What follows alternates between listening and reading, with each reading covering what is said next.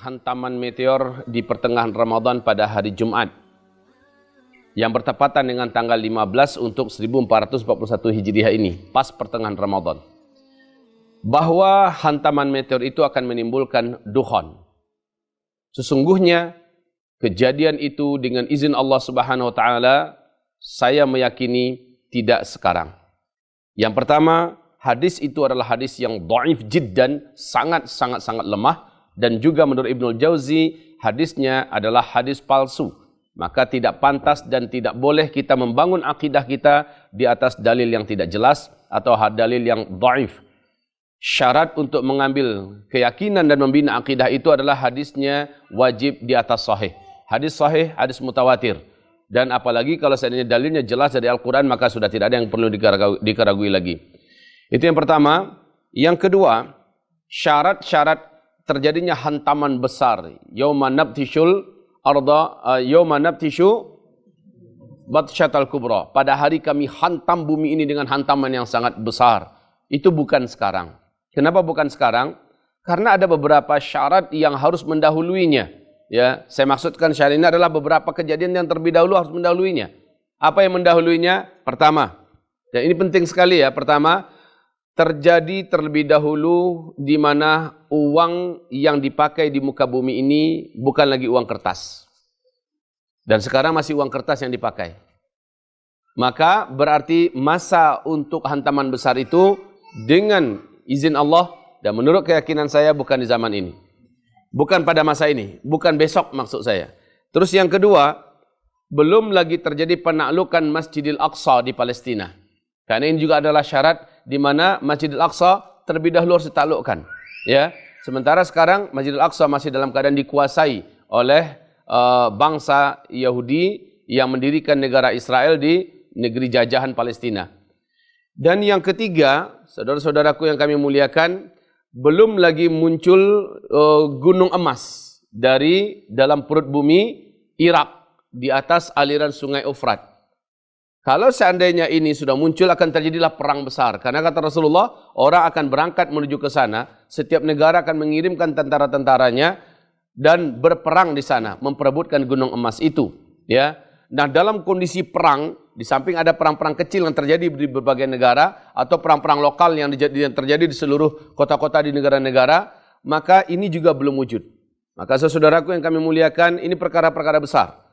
Yang pertama tadi, uang kertas masih dipakai. Yang kedua, Baitul Maqdis belum dibebaskan. Dan yang ketiga, gunung emas masih belum muncul dari dalam perut bumi Irak.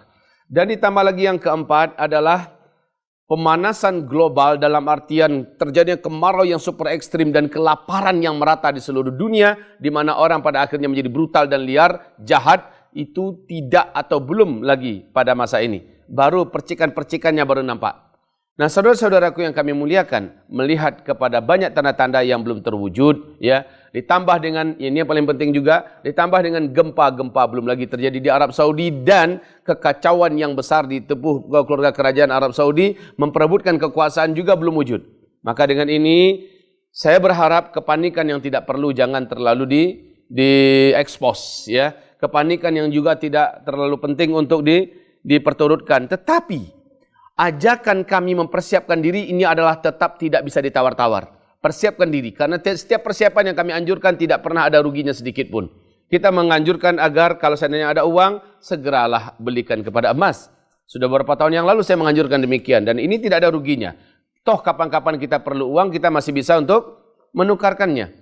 Dan justru emas juga makin lama makin tinggi harganya, dan sebentar lagi lihat, seluruh mata uang di muka bumi akan jatuh sejatuh-jatuhnya. Dan menyesallah orang-orang yang mempunyai simpanan berupa angka-angka digital. Yang kedua, saudara-saudaraku yang kami muliakan, kita masih bisa untuk merasakan hari-hari kita dalam suasana yang boleh dikatakan walaupun sudah dikepung oleh corona, ya, kita masih bisa merasakan di mana suasana kita alhamdulillah tidak sampai kepada tingkat kelaparan global, di mana itu adalah juga sesuatu yang mesti terlebih dahulu terjadi. Allahu a'lam, yang jelas persiapan yang kami anjurkan juga contohnya agar kita memperkuat dan memperbanyak amal soleh kita sebanyak-banyaknya. Dan ini dimaksimalkan khususnya dengan amalan wajib, amalan sunat, dan berhentilah berbuat dosa dan maksiat. Kemudian yang ketiga yang kami harapkan kaum muslimin kami muliakan, apabila terhenti sekarang ini orang melaksanakan ibadah umrah dan besok ini haji entah bagaimana, bagaimanapun juga ini memang adalah salah satu di antara simbol-simbol atau tanda-tanda di antara tanda-tanda akhir zaman itu. Akan tetapi ini bukan berarti tanda-tanda akan datangnya hantaman meteor di bulan Ramadan seperti yang digambarkan di dalam hadis riwayat Nu'aim bin Hammad. Jadi persiapan berikutnya yang kami sangat anjurkan kepada kita semua adalah mempersiapkan stok makanan.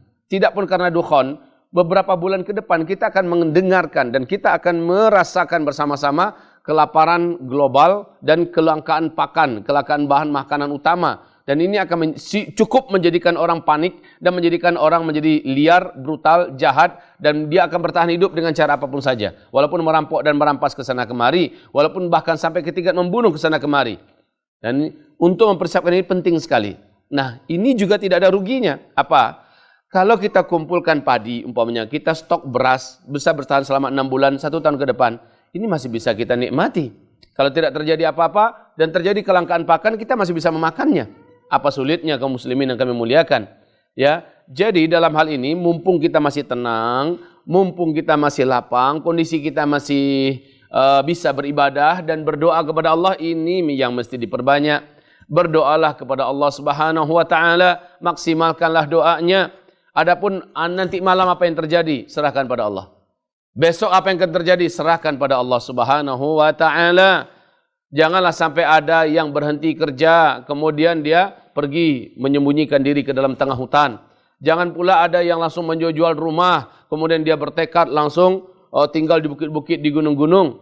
Ini bukan suatu langkah yang bijaksana. Tidak perlu ketakutan ini diperturutkan karena sumbernya juga tidak benar. Kemudian juga tanda-tanda yang pasti dari Rasulullah juga tidak ada yang mendahuluinya. Demikian juga belum lagi terbunuh seorang lelaki nafsun zakiyah, ya, lelaki yang mempunyai jiwa yang suci, yang terkenal di tingkat dunia, orang beriman di muka bumi mencintainya, punya jasa yang besar terhadap Islam. Ini juga belum terbunuh. Maka saudaraku, banyak hal yang perlu kita pertimbangkan dalam hal ini, tapi yang terpenting memang persiapkan diri dan juga fisikmu. Ini juga saya sangat anjurkan. Fisik kita persiapkan sesehat-sehatnya fisik, seringan-ringannya fisik. Jadikanlah kita memiliki kemampuan bela diri dalam berbagai jenis senjata tangan kosong dan senjata tajam, ya. Karena ke depan adalah hari-hari berat untuk melindungi diri kita, melindungi nyawa kita, melindungi agama kita, melindungi kehormatan keluarga kita. Hari-hari berat, apapun itu bentuknya, persiapkanlah diri. Sebaik-baik persiapan adalah kita mengikuti sunnah Rasulullah SAW. Kita berenang dengan handal, kita memiliki kemampuan bela diri, kita memiliki kemampuan gulat, kita memiliki kemampuan untuk menguasai senjata-senjata manual, samurai, pedang, double stick, dan juga panah dan sebagainya, dan juga kita tangkas dalam berkuda. Maka ini adalah sunnah-sunnah dari Rasulullah SAW. Ini yang paling saya anjurkan. Kemudian, bila kita memang punya harta, stop. Sebaiknya tidak usah lagi dengan harta itu, ya. Kita membangun villa-villa mewah, ya, membangun rumah-rumah yang hanya orang-orang jahil saja yang layak membangunnya, ya. Kita cukup membangun rumah yang sederhana buat kita dan perkuatlah agama Allah ini dengan harta kita. Sebagian harta kita simpankan kepada Allah Subhanahu wa taala. Ini lebih baik saudaraku. Semoga siapapun yang mendengarkan penyampaian ini dapat mengambil langkah-langkah yang pantas, langkah-langkah yang bijaksana, dan khususnya dalam menyikapi tanggal 15 Ramadan, hari Jumat besok hari.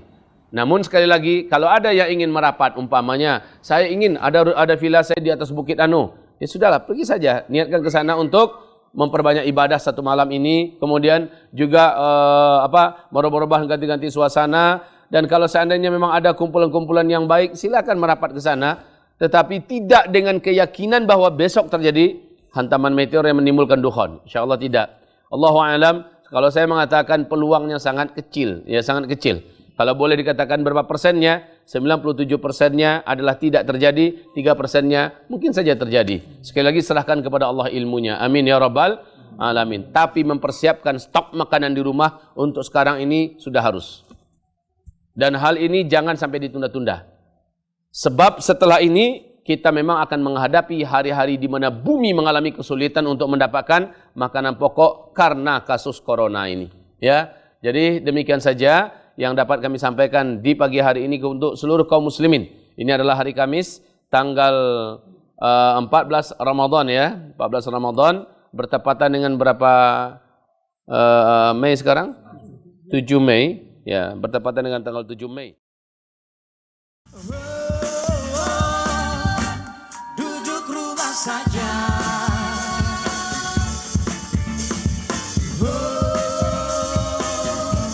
Kita jaga kita. I don't know who you are, and I don't know why you followed me.